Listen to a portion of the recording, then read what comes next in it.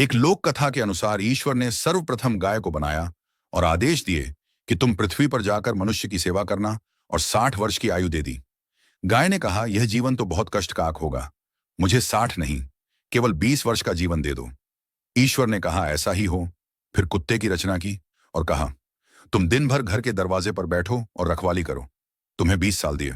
कुत्ते ने कहा, भौंकने के लिए 10 वर्ष बहुत है महाराज।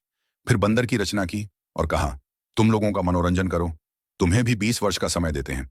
बंदर ने मायूस होकर कहा, इस कठिन जीवन के लिए 10 वर्ष ही बहुत है। ईश्वर ने कहा, ऐसा ही हो। फिर नंबर आया मनुष्य का। ईश्वर बोले, पृथ्वी पर जाकर खाओ, सो, खेलो, कोई काम नहीं करना, केवल आनंद लो, तुम्हें 20 वर्ष दिए।